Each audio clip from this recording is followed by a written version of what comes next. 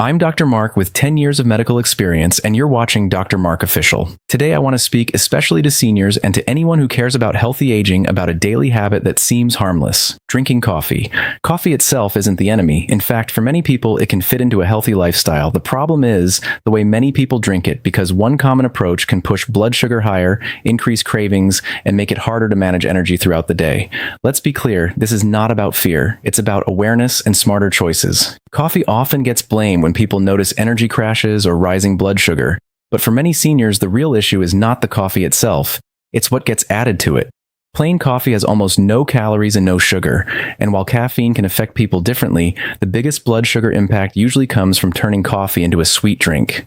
When sugar is stirred into a cup, it changes the drink from a simple beverage into a fast source of glucose. Even 1 or 2 teaspoons may seem small, but if coffee is refilled or if it's a daily habit, the amount adds up quickly across a week. That steady extra sugar can push blood sugar higher and make it harder to keep levels stable throughout the day. Flavored creamers are another common hidden source. Many people assume creamer is similar to milk, but a lot of creamers are made with added sugars, sweeteners, and flavoring. Some are labeled low fat, yet they compensate for taste by increasing sweet ingredients. Because creamers are poured freely, often without measuring, it's easy to consume more sugar than expected. Even coffee whiteners and light versions can contain ingredients that behave like sugar in the body, especially when used multiple times per day. Then there are cafe-style drinks that look harmless but function more like desserts. Flavored lattes, mochas, caramel drinks, whipped toppings, and blended beverages. These can carry large amounts of syrup and sweetened milk, sometimes reaching sugar levels similar to soft drinks. For seniors who are watching their blood sugar, or who simply want more stable energy, these drinks can trigger sharp spikes followed by a slump, which can lead to more snacking and stronger cravings later. The most important idea is that coffee becomes a problem when it is used as a sweet treat rather than a simple beverage.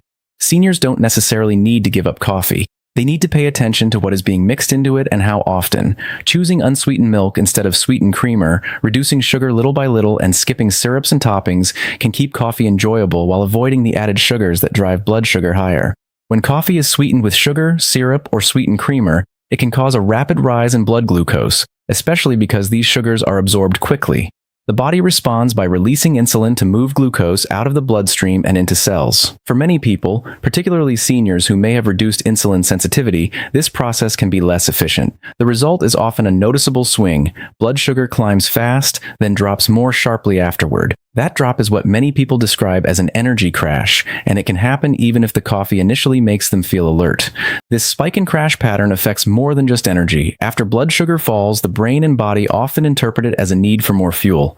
That's when cravings show up, often for quick carbohydrates like pastries, bread, candy, or sugary snacks. It's not simply a lack of willpower, it's a predictable biological response. The body is trying to correct what feels like a low-energy state, and fast carbs are the quickest option. Over time, this cycle can encourage more frequent snacking and make it harder to follow a balanced eating pattern.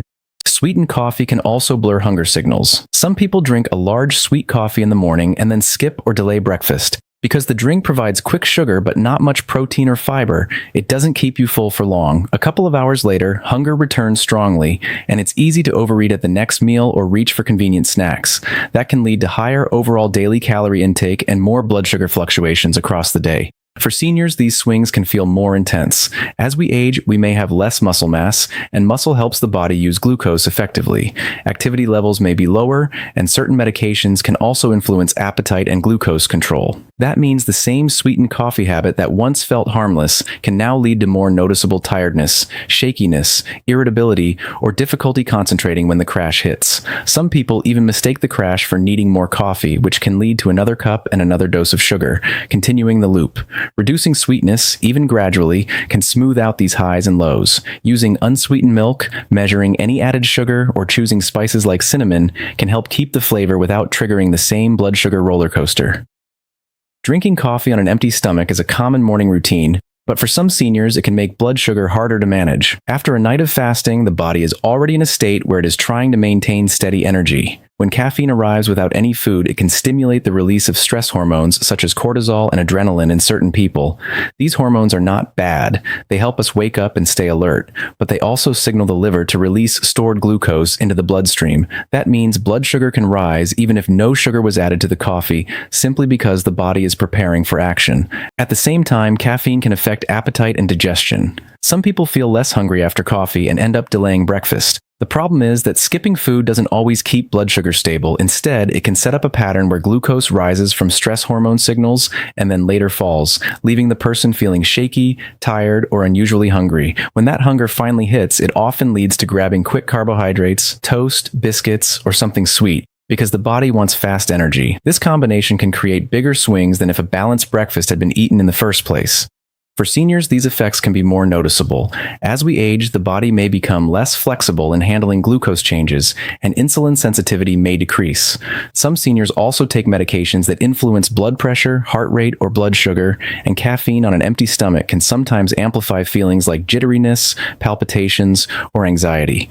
Those sensations can be mistaken for low blood sugar, even when the real issue is a hormone-driven response to caffeine and fasting. Another factor is that an empty stomach can make coffee feel stronger. Without food to slow absorption, caffeine may hit faster and harder, which can increase nervousness and make energy feel spiky instead of steady. That can lead to another common cycle, feeling keyed up early in the morning, then crashing mid-morning, then reaching for another coffee or a snack to recover.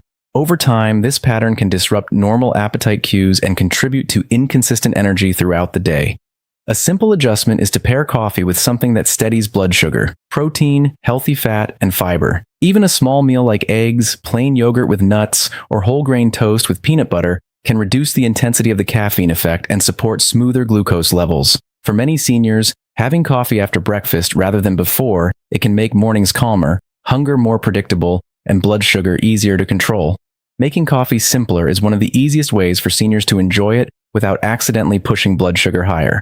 The most direct choice is black coffee, because it contains virtually no sugar and no carbohydrates. For people who don't like the bitterness, the goal isn't to force black coffee overnight, but to reduce the sweet additions that turn coffee into a high-sugar drink. Taste buds adapt over time, and small changes, done consistently, often feel normal after a couple of weeks. If black coffee feels too strong, adding a small amount of unsweetened milk can soften the taste without creating a sugar spike.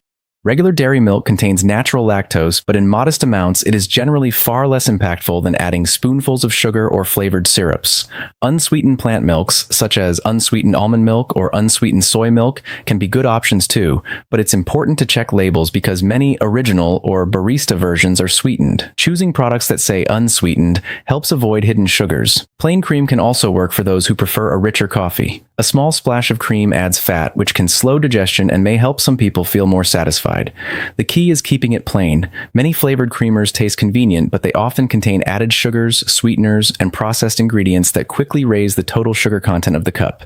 Because creamer is often poured without measuring, it's easy to use much more than intended. Avoiding dessert-style coffee drinks is another major step. Specialty drinks, like caramel lattes, mochas, frappes, and whipped cream-topped coffees, can contain multiple sources of sugar, syrup pumps, sweetened milk, chocolate sauce, and toppings. Even a small size can carry enough sugar to cause a sharp blood glucose rise, followed by a drop that drives cravings and fatigue. For seniors who drink these regularly, swapping to a simpler order can make a noticeable difference in energy and appetite. Flavor doesn't have to come from sugar. Cinnamon, nutmeg, and unsweetened cocoa powder can add warmth and richness with minimal impact on blood sugar. A drop of vanilla extract can also add aroma and sweetness-like perception without real sugar. Another practical strategy is to reduce sweetness gradually. If you normally use 2 teaspoons of sugar, try 1.5 for a week, then 1, then half. This approach is more sustainable than suddenly removing all sweetness. The overall idea is to keep coffee as a beverage, not a dessert. By choosing black coffee or using unsweetened additions and skipping syrups and flavored creamers, seniors can keep the comfort of coffee while supporting steadier blood sugar and more stable daily energy. Steady blood sugar is not only about what you drink, but also about when you drink it and what else is happening in your day. One helpful habit for seniors is to have coffee with food or after a balanced meal, rather than relying on coffee as the first and only morning fuel. A balanced meal, especially one that includes protein, fiber, and some healthy fat, slows digestion and helps glucose enter the bloodstream more gradually. When coffee is paired with real food, many people experience fewer jitters, fewer cravings, and a more even level of energy through the morning. A practical example is simple. Instead of coffee alone, have coffee with eggs and vegetables, plain yogurt with nuts, or whole grain toast with peanut butter.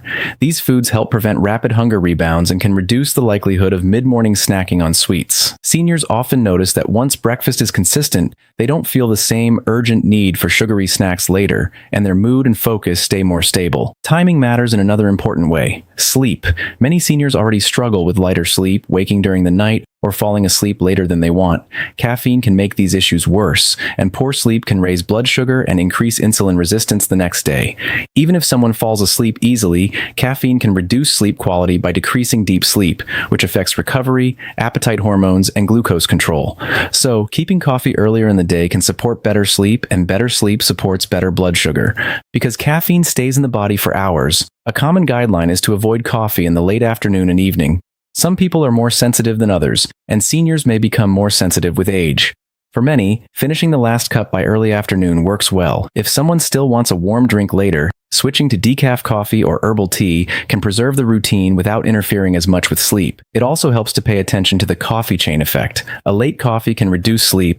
Poor sleep can increase cravings and hunger the next day. Those cravings can lead to more sugar intake, and the cycle continues. Stabilizing timing breaks that loop. Hydration plays a role too. Coffee can replace water for some people, leading to mild dehydration that can feel like fatigue or hunger. Drinking water alongside coffee can improve how the body handles energy and appetite signals. For seniors, small timing adjustments can produce big benefits. Having coffee after a meal, choosing earlier hours for caffeine, and protecting sleep can create steadier energy, fewer cravings, and smoother blood sugar patterns across the entire day. If you're a senior or caring for one, remember, you don't always need to quit coffee, but you do need to change how you drink it to protect blood sugar and steady energy. If this helped, subscribe to Dr. Mark Official, like this video, and share it. Stay healthy.